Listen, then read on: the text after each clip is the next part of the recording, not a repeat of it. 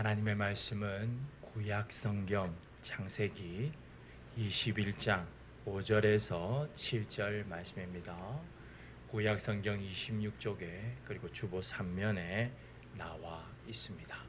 창세기 21장 5절부터 7절입니다. 제가 봉독하도록 하겠습니다. 아브라함이 그의 아들 이삭이 그에게 태어날 때에 100세라. 사라가 이르되 하나님이 나를 웃게 하시니 듣는 자가 다 나와 함께 웃으리로다. 또 이르되 사라가 자식들을 젖먹이겠다고 누가 아브라함에게 말하였으리요마는 아브라함의 노경에 내가 아들을 낳았도다 하니라. 아멘. 오늘도 주의 말씀이 선포될 때에 하늘과 땅이 진동하기를 소망하며 주를 향한 나의 사랑을 찬양합니다.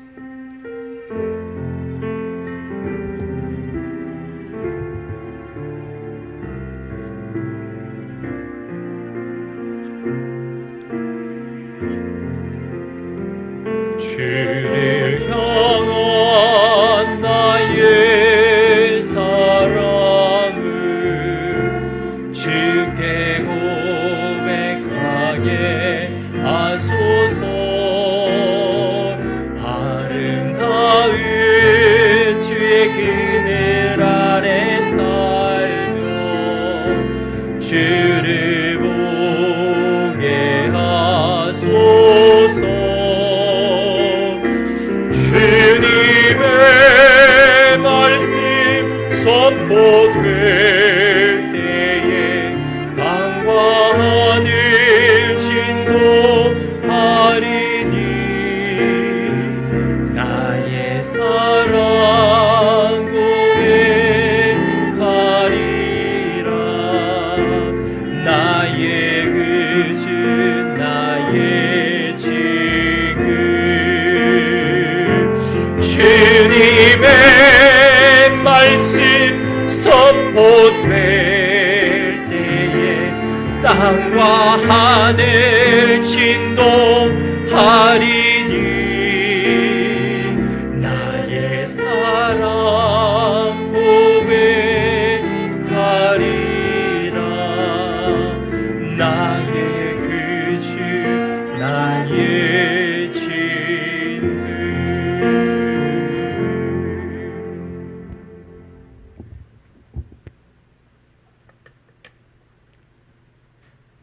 참 무더운 여름입니다. 가만히 있어도 얼굴이 그냥 찌푸려지는 날씨입니다.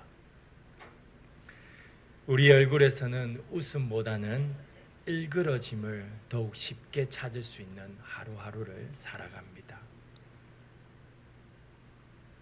날씨에 따라서 사람이 느끼는 불쾌감의 정도를 수치로 표현한 것을 불쾌지수라 부릅니다. 이 불쾌지수가 굉장히 높은 계절입니다.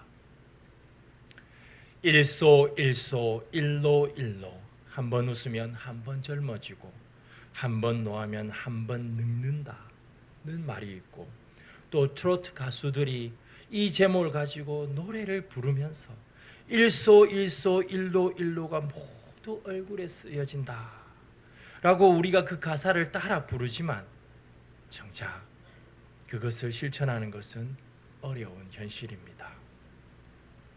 그렇습니다. 그래서 우리 잠깐 멈추고 모든 것을 내려놓고 한번 웃어보실까요? 하하하. 어색합니다. 예, 어색하시지요? 우리가 잘 웃지 않기 때문에 웃는 것이 어색하게 느껴집니다. 웃지 않으면 살아간다는 이 말은 그만큼 삶의 기쁨이 없고 힘들다고 말하는 것의 방증일 것입니다. 참으로 안타깝습니다. 믿는 자든 믿지 않는 자든 얼굴에서 기쁨이 사라져가는 시대를 살아간다는 것은 안타까운 일입니다. 그런데 믿지 않는 사람들은 소망이 없으니 그렇다 치더라도 소망이 있는 믿는 우리도 그들과 같이 기쁨이 없다면 얼마나 슬픈 일이겠습니까? 어떻습니까? 그렇다면 우리에게는 기쁨이 있어야 할 이유가 있을까요? 어떤 상황 가운데서도 기쁨이 있어야 할 이유가 있을까요? 예, 있습니다. 하나님께서 그 이유를 우리에게 창세기 21장 구원의 환희를 통해 분명하게 들려주시기 원하십니다. 창세기 21장은 이삭이 태어나는 장면을 기록합니다. 이 이야기는 창세기 11장 30절에서 시작합니다. 창세기 11장 30절입니다. 사레는 임신하지 못하므로 자식이 없었더라. 사라는 임신을 할 수 없었습니다. 불임의 상태입니다. 그러한 상태에서 남편 아브라함이 씨의 약속을 받았습니다. 그렇기에 천사가 사라를 찾아와서 내년에 아들을 낳을 것이다 라고 말할 때에 그냥 웃어버렸습니다. 이 웃음은 부정적 의미의 웃음입니다. 허탈한 웃음입니다. 아들을 출산하는 것은 안 된다라는 웃음입니다. 왜냐하면 사라의 상태는 불임은 물론이고 이미 육체적으로도 자녀를 임신하고 출산할 수 없는 상태였기 때문입니다. 창세기 18장 12절입니다. 사라가 속으로 웃고 이르되 내가 노쇠하였고 내 주인도 늙었으니 내게 무슨 즐거움이 있으리요.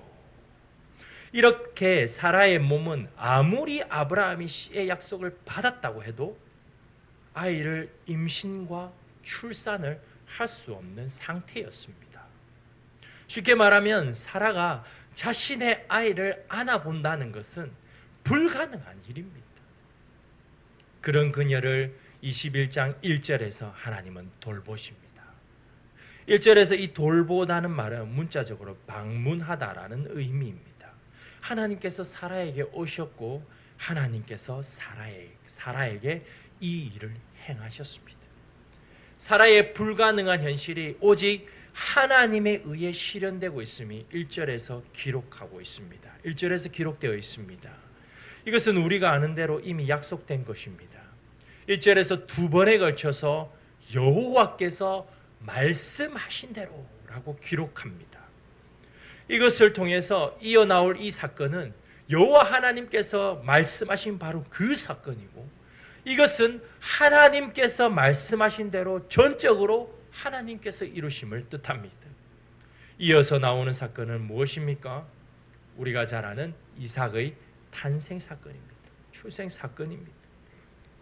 사라는 당시 나이가 90세요. 아브라함은 100세인데 그 몸에서 아이가 태어납니다.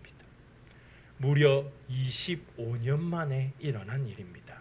왜냐하면 하나님께서 아브라함에게 씨의 약속을 주실 때가 75세였기 때문입니다. 창세기 12장 4절입니다. 아브라함이 하란을 떠날 때에 75세였더라. 전적으로 하나님께서 사라의 태를 여시고 출산하게 하십니다. 아브라함은 이 아이가 전적으로 하나님께로부터 왔음을 인정하며 두 가지를 지킵니다. 첫째는 3절입니다. 그 이름을 이삭이라 칭합니다. 이것은 하나님께서 창세기 17장 19절에서 말씀하신 것의 성취입니다. 창세기 17장 19절입니다. 하나님이 이르시되 아니라 내 아내 사라가 내게 아들을 낳으리니 너는 그 이름을 이삭이라 하라.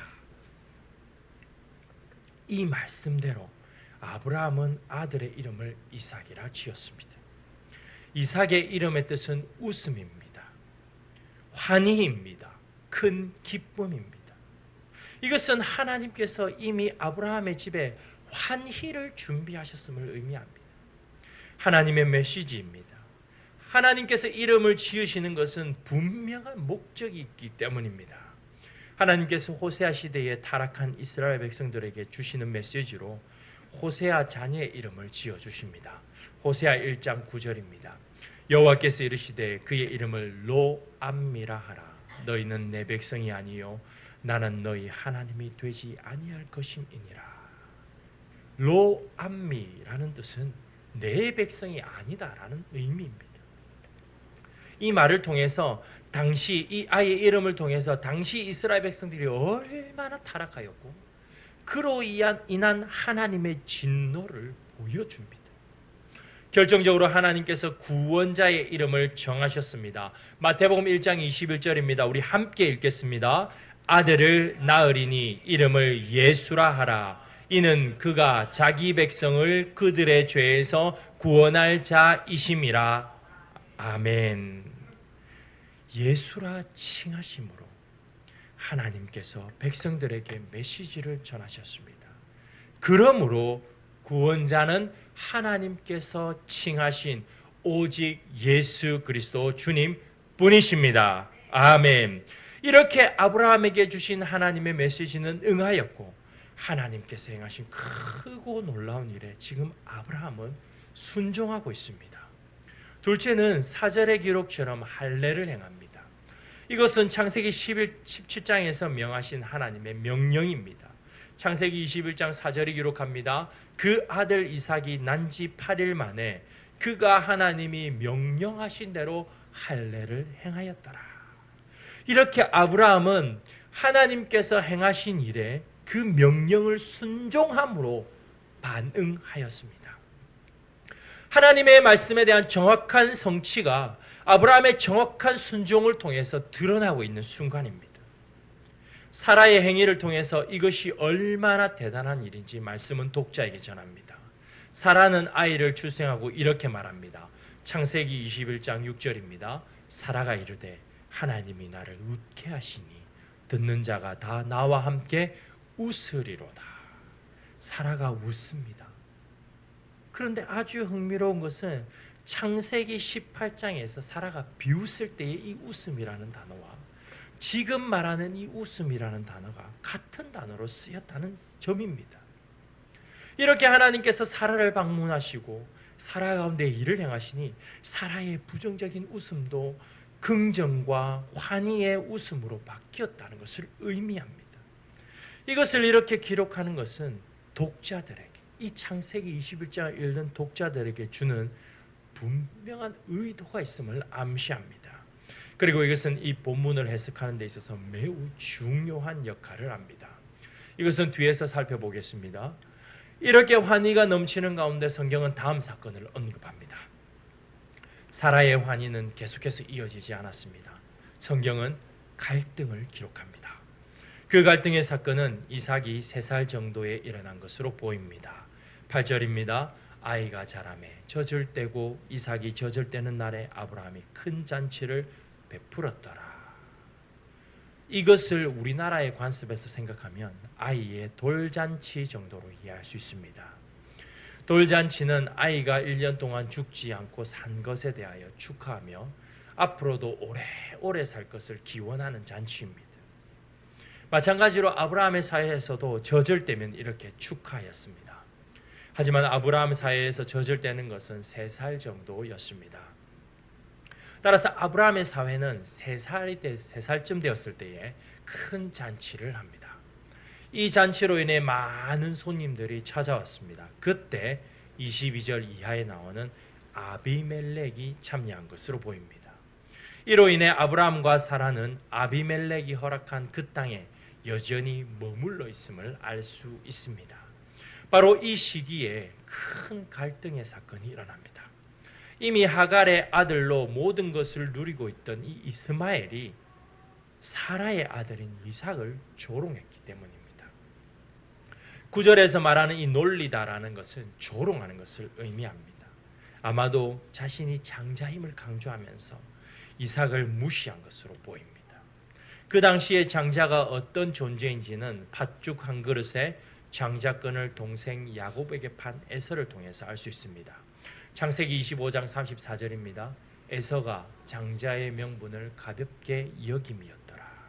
어떤 결과를 초래하였습니까? 창세기 27장 36절입니다.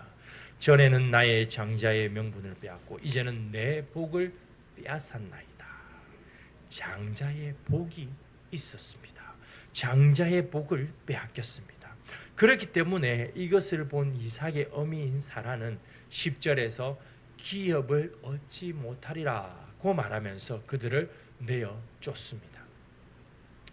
이 일로 인해 아브라함은 근심합니다. 하나님은 아브라함에게 걱정하지 말라고 말씀하시고 이삭도 한 민족, 이스마엘도 한 민족이 될 것이라 말씀하십니다. 이후 하갈과 이스마엘은 쫓겨납니다. 그들은 하갈의 땅인 애굽으로 돌아가려 하지만 방황합니다. 방황하다 보니 물이 다 떨어졌습니다. 하갈은 아이의 죽음을 보지 못하겠다고 소리내어 웁니다. 여기서 흥미롭게 말씀은 그 상황에 대한 답변을 주고 있습니다. 17절입니다. 하나님이 그 어린 아이의 소리를 들으셨으므로 하나님의 사자가 하늘에서부터 하갈을 불러 이르시되 하갈아 무슨 일이냐 두려워하지 말라 하나님이 거기 있는 아이의 소리를 들으셨나니. 이스마엘이 어떤 내용으로 부르짖었는지는 알 수 없습니다. 하지만 하나님께서 이스마엘의 소리를 들으셨습니다. 그리하여 하갈에게 하나님께서 이스마엘을 통해 민족을 이룰 것을 말씀하십니다. 눈을 여셔서 그곳에 있는 샘물을 보게 하십니다. 이후 또 다른 사건이 하나 등장합니다. 총 3개의 사건이지요. 아비멜렉과 아브라함의 화해를 드러내는 장면입니다. 아비멜렉의 종들이 아브라함의 우물을 빼앗았습니다. 이 일로 아브라함이 아비멜렉을 책망합니다. 아비멜렉은 아비멜렉의 종들이 빼앗은 우물을 아브라함의 것으로 인정하며 맹세합니다. 그리하여 그곳을 맹세한 곳이라여 맹세의 우물인 브엘세바라 부릅니다. 아브라함은 바로 이곳에서 영원하신 여호와의 이름을 부르며 여러 날을 지냅니다. 하나님의 이름을 부르고 에셀나무를 심었다는 것은 여호와 하나님께서 이 모든 일에 개입하고 계셨음을 뜻합니다. 따라서 우리가 읽은 본문 창세기 21장 5절부터 7절에서 말씀하시는 것은 무엇입니까? 함께 읽습니다. 하나님께서 결국 아브라함에게 이삭을 주심으로 이스라엘 백성들에게 환희를 주실 것을 맹세로 보증하십니다. 창세기 21장의 이 사건은요, 놀랍게도 창세기 16장의 사건과 유사합니다. 하갈이 이스마엘을 임신하고 사라를 조롱하였습니다. 이 모든 것을 브엘라 헤로이라는 단어를 통해서 하나님께서 다 보고 계셨음을 기록합니다. 마찬가지로 21장에서 하갈의 아들 이스마엘은 사라의 아들 이삭을 조롱하였습니다. 하나님은 이것을 통해서 아브라함의 환희인 이 이삭이 바로 하나님께서 택하신 후사임을 브엘세바라는 단어를 통해 맹세로 보증하십니다. 창세기 21장을 따라서 잘 이해하기 위해서는 우리가 창세기의 독자를 잘 이해해야 합니다. 이제 독자 이야기가 나옵니다. 창세기 1차 독자는 출애굽 세대들입니다. 1차 독자란 1차적으로 그들을 위해서 창세기가 기록되었다는 것을 말합니다. 제일 먼저 창세기를 대한 자들을 말합니다. 애굽에서 모진 고통 끝에 환희를 맞이한 바로 그 출애굽 세대들입니다. 이스라엘 백성들이 야곱의 때에 애굽으로 내려갑니다. 그곳에서 우리가 잘 아는 것과 같이 430년이라는 세월을 머뭅니다.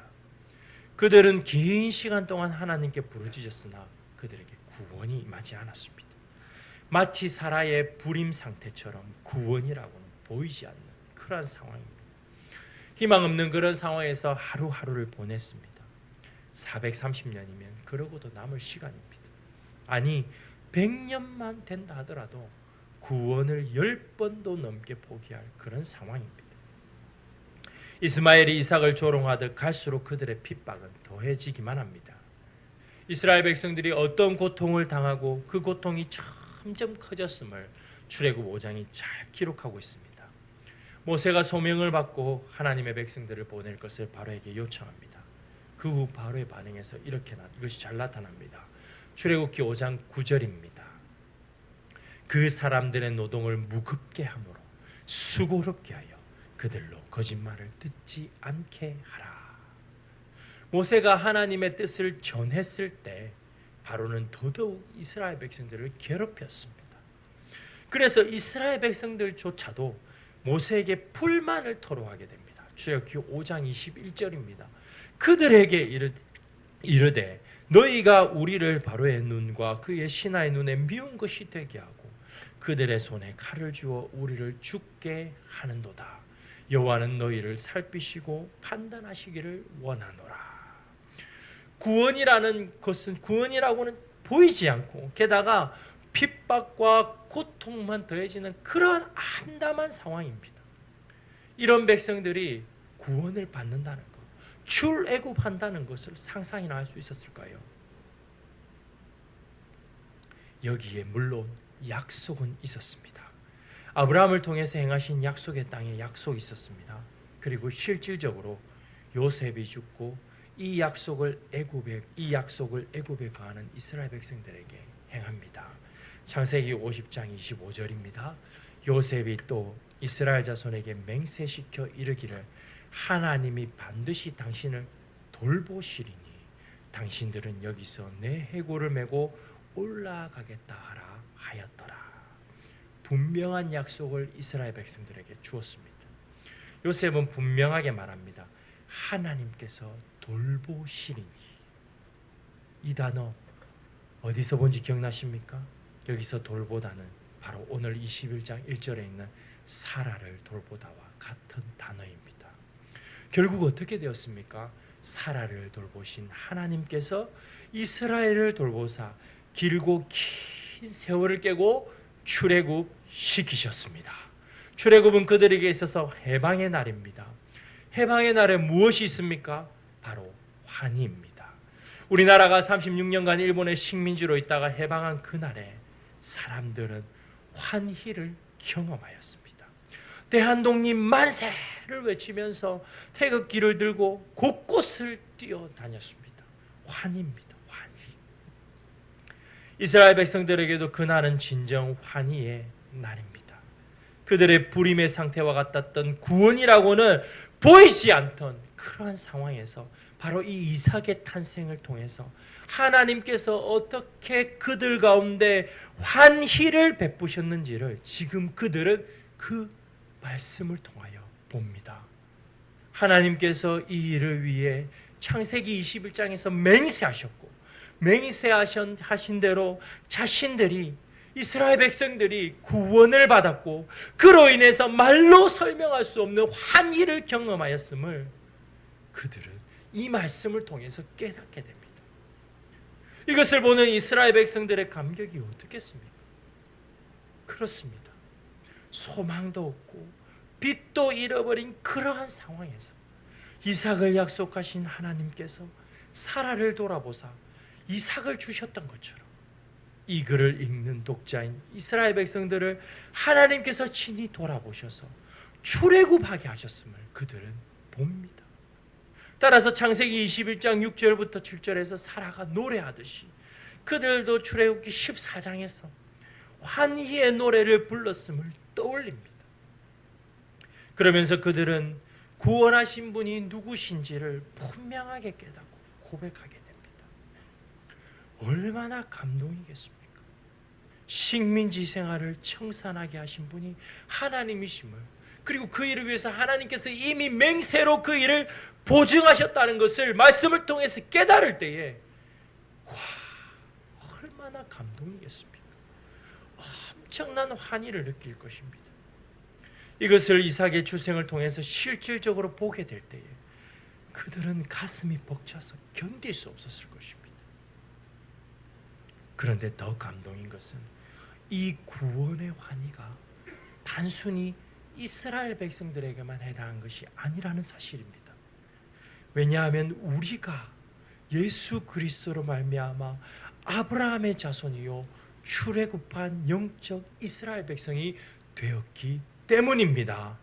우리에게 창세기 21장에 나타난 이삭의 출생은 따라서 하나님께서 우리에게 맹세하시고 보증하사 예수 그리스도를 보내셨고 그 예수 그리스도로 말미암아 구원하신 우리의 구원의 환희를 드러냅니다. 왜냐하면 이 이삭의 후손으로 예수 그리스도 주님께서 나시기 때문입니다. 예수님의 족보가 나오는 마태복음 1장 2절에서 이렇게 말합니다. 마태복음 1장 2절 아브라함이 이삭을 낳고 이삭은 야곱을 낳고 야곱은 창세기 32장에서 야복 강가의 싸움으로 인해 이름을 이스라엘이라 칭합니다. 그리하여 야곱이 곧 이스라엘 백성을 뜻하는 단어가 됩니다. 우리가 소망 없고 빛도 없는 그런 불임의 상태와 같은 그런 절망의 상태에 있을 때에 하나님은 우리를 택하셨습니다. 아브라함을 부르셔서 이삭의 약속을 주신 하나님께서 우리를 택하셨습니다. 그리고 하나님의 때에 우리를 구원하셨습니다. 아브라함이 25년이라는 세월을 지나 그 약속의 자녀를 받았던 것처럼 하나님의 시간에 정확하게 우리를 구원하셨습니다. 죽음에서, 어둠에서, 그리고 절망에서, 사탄으로부터, 온갖 악한 것들로부터 우리를 구원하셨습니다. 따라서 구원은 주님께서 우리에게 베푸시는 환희입니다. 구원의 환희가 우리를 가득 메웁니다. 우리는 구원의 환희로 가득 찬 삶을 살아가도록 하나님께서 구원하신 하나님의 백성입니다. 그런데 우리의 현실은 그렇습니까? 진정 이 구원의 환희가 우리의 모든 삶에서 아픔도, 힘듦도, 어려움도, 외로움도, 슬픔도, 절망도 이겨내도록 하고 있습니까? 더운 여름 하루도 견디지 못해서 입에는 불평이 가득 차고 입만 열면 죽겠다는 소리로 가득 채워진 우리의 삶에 과연 구원의 환희가 자리 잡고 있습니까? 한 부자가 식당에 식사를 하기 위해 갔습니다. 거기에서 피자를 한 판 시켰습니다. 점원은 피자를 한 판 가져다 주었습니다. 그는 당연히 자신의 것이라 여기며 피자 한 조각을 먹었습니다. 그런데 바로 그때 앞에 앉아있던 한 노인은 그 피자를 향하여 손을 뻗어 피자 한 조각을 가지고 갔습니다. 부자는 화가 났습니다. 자신의 피자에 허락도 없이 손을 대는 노인으로 인해서 화가 났습니다. 속으로 이렇게 생각합니다. 한 조각으로 말겠지. 그러며 그냥 피자를 먹었습니다. 그런데 바로 앞에 노인이 또 한 조각의 피자를 가져가 먹어버립니다. 부자는 이건 정말 아니다 싶어서 완전히 화가 나 그 노인을 향해 욕설을 퍼붓습니다. 그러나 아랑곳하지 않고 노인은 피자를 계속 먹습니다. 결국 마지막 한 조각의 피자가 남았습니다. 누가 가져갔을까요? 노인은 이제는 그릇을 자기 쪽으로 당겨서 피자를 손으로 집어 먹습니다. 그리고는 반을 쭉 찢어서 앞에 있는 부자에게 주려고 합니다. 부자는 그 가난한 노인이 자신에게 피자를 주려 하는 것은 너무 화가 나서 그의 모욕감 때문에 견디지 못하고 있습니다. 거침없이 말을 쏟아내기 시작합니다. 바로 그때 어떤 일이 생긴지 아십니까? 부자가 주문했던 자신의 피자가 나옵니다. 부자는 당황해합니다. 어쩔 줄을 몰라야 합니다.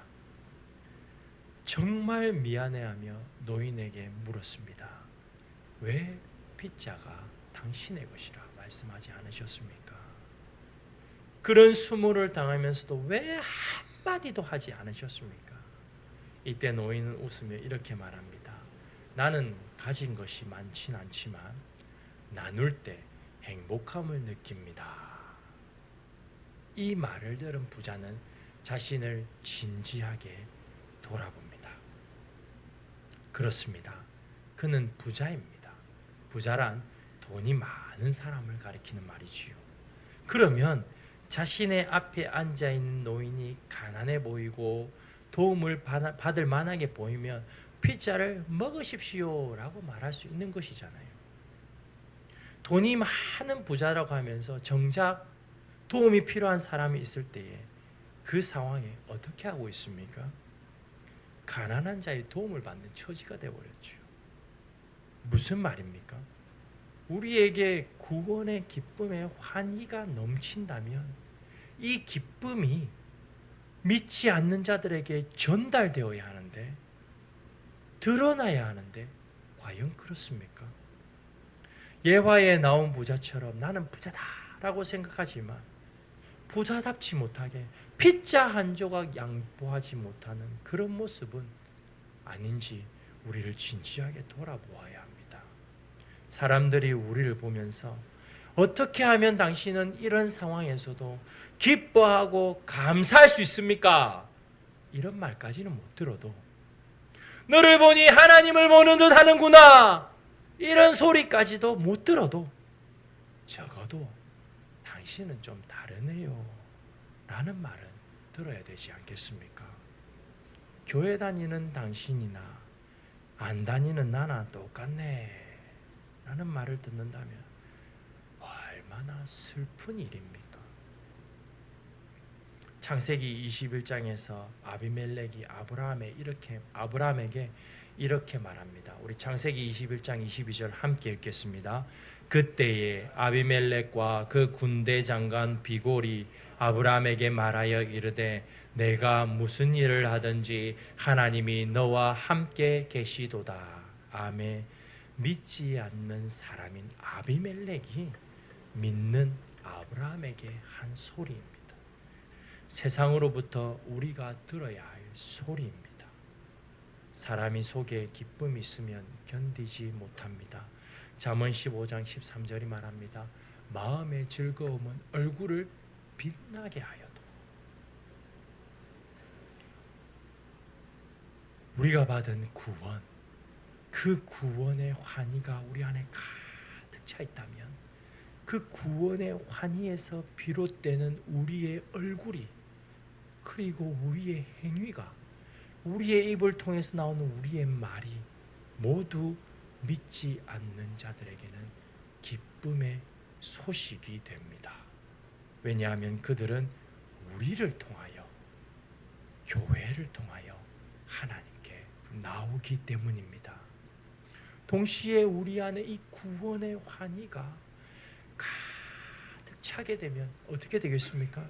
우리에게 날마다 구원의 환희를 깨닫게 하시는 주님을 위해 살겠다고 다짐할 것입니다. 그렇기 때문에 찬송가에도 기쁨의 근원 되시는 예수님을 위해 삽시다 라고 고백합니다. 우리의 입술에서 불평이 늘었다면, 우리의 행위를 볼 때에 안타깝게도 내가 볼 때도 내가 성도답게 답지 않다고 느껴진다면, 내 삶에서 기쁨이 점점 사라져가고 있다는 생각이 든다면 깊은 골방으로 들어가 구원의 환희를 베푸시는 주님을 깊이 있게 만나기를 소망합니다. 전선이 아무리 길고 많이 있어도 콘센트에 꽂혀 있지 않으면 전기는 흐르지 않습니다. 마찬가지입니다. 우리의 삶에 구원의 환희가 내 안을 가득 채울 때 그 환희는 우리를 통해 세상으로 흘러갑니다. 이제 그 환희를 세상 가운데 흘려보내실 준비되셨습니까? 성령 하나님께서 우리 가운데 날마다 구원의 환희를 넘치게 하셔서 그 환희가 우리를 통해 흘러나가 닿는 곳마다 하나님의 역사가 우리를 통하여, 그리고 우리 교회를 통하여 일어나기를 소망하며 이 말씀을 전해 드립니다. 아멘.